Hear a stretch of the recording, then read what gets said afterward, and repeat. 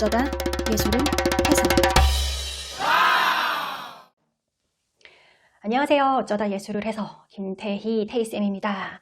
자, 오늘은 공모지원 사업에서 이렇게 쓰면 진짜 제대로 서류심의부터 떨어진다.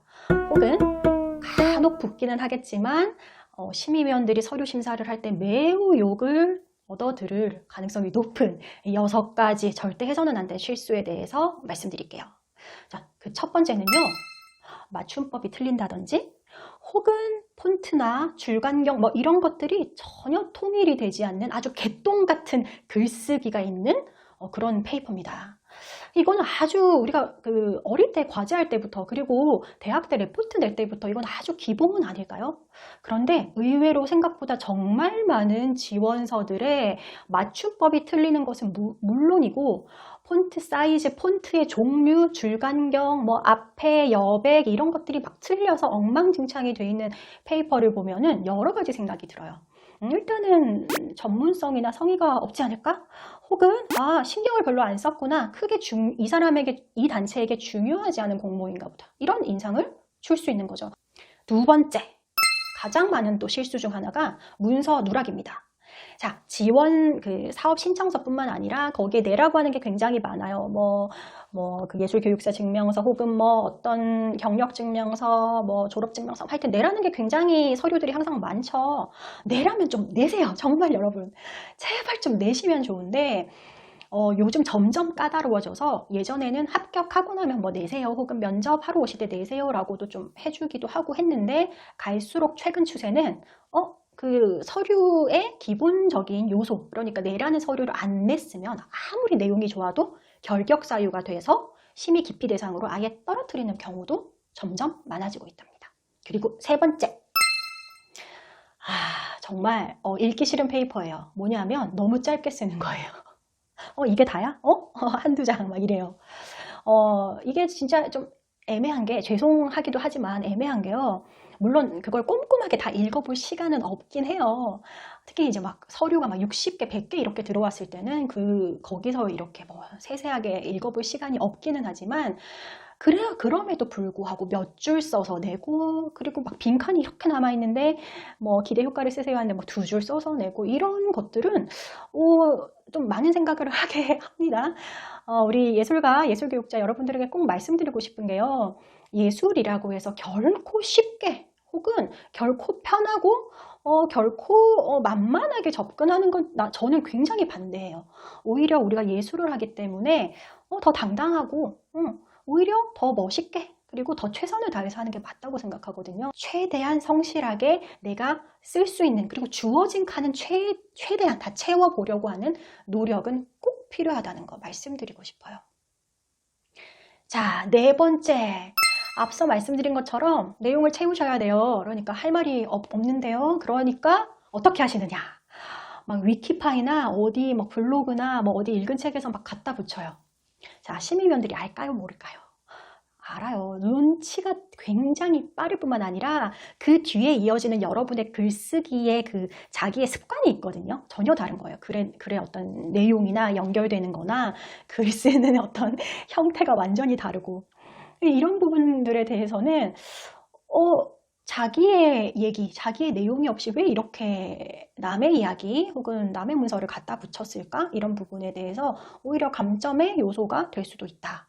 그래서 성실하게, 그게 막 아주 막 어려운 말을 쓰지 않아도 되기 때문에 성실함이 더 필요하다. 이 말씀 드리고 싶어요. 다섯 번째도 앞에 이야기랑 연결되는 겁니다.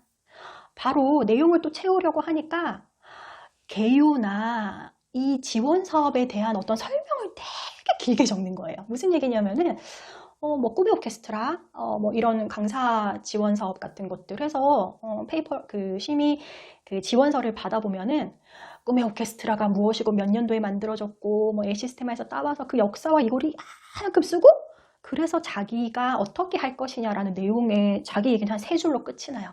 그러니까 겉으로 볼 때는 분명히 많이 채운 것 같지만 실제 정말 알고 싶은 내용은 사실은 적게 쓴 사람이나 이 사람이나 크게 차이가 없는 거예요. 그래서 어떤 면에서는 심의위원들이 대부분 이제 교수님들이거나 현장에서 굉장히 나름의 공력이 있는 분들인데 그런 내용을 알고 있다 정도 간단하게 쓰고 그래서 내가 어떻게 내 작업에서 혹은 우리 단체가 예술교육에서 이걸 펼쳐나갈 건지에 대한 내 얘기, 내 어떤 작업, 내 어떤 사업에 대한 이야기를 최대한 꼼꼼하게 쓰시는 게 정말 중요하다. 3, 4, 5번 걸쳐서 말씀드리는 겁니다. 자, 마지막 6번째입니다. 이거 믿지 않으실 수도 있어요. 그런데 저는 이 부분에 통과가 돼서 면접에 들어오시잖아요. 그럼 저는 꼭 이 부분을 짚어요. 이거 잘못됐습니다. 다음부터는 이런 실수하시면 안 됩니다. 라고 저는 꼭 짚는 부분인데요. 뭐냐면, 참, 있어서는 안 되는 일인데, 그 공모사업의 이름을 바꿨었다던가, 그거 공모의 주체가 되는 그 단체, 그러니까 뭐 재단이 됐든 기관 이름 있죠. 그걸 바꿨었다던가. 심지어는 연도를 작년 연도, 재작년 연도를 그대로 써온 것도 있어요. 부끄럽죠. 근데 왜 이런 일이 있을까요? 맞아요. 컨트롤 C, 컨트롤 V 갖다 붙이게 한 거예요. 그러니까 더 다른 생각과 고민과 작년과 올해에서의 발전과 이런 것들을 생각한 게 아니라 다른 재단, 뭐 경기문화재단에 냈던 거를 그대로 컨트롤 C, 컨트롤 V 붙여넣기 해가지고 뭐 저기 인천문화재단 넣으니까 앞에 몇 개는 고쳤는데 중간중간 보다 보면 그런 게 희한하게 심의위원 눈에는 확대가 돼서 이렇게 들어와요. 그러면 경기인데 인천이라고 썼네. 아이고 올해 2021년인데 2019년이라고 써있네.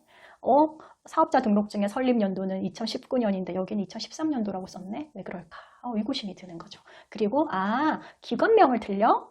사업명을 틀려? 꿈나라 그 토요문학교 사업인데 뭐 거기다 지역 극성화라고 적었다던가 혹은 뭐 예술인 지원 사업인데 뭐 예술인 창작 뭐 지원 사업으로 사업 이름을 잘못 적었다?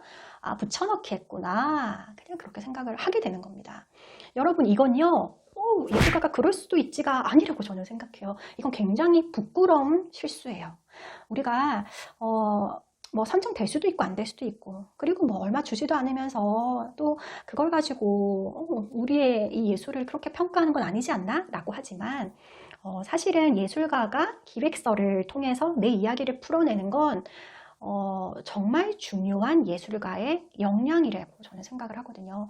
특히나 지원 사업을 하겠다라고 마음을 먹었다면 그건 더더욱 중요합니다. 그게 힘들다고 하면 지원 사업을 안 해야 되는 것 같아요. 내 작업, 내가 열심히 해서 내 작업 그리고 내 활동을 하면 또 되는 거기 때문에 지원 사업을 하기로 마음을 먹었다. 그렇다면 적어도 이 말씀드린 6가지의 실수는 부끄러운 일이다. 난 이렇게 안 해야겠다. 어쩌다 예술을 했지만 내일도 할 거죠?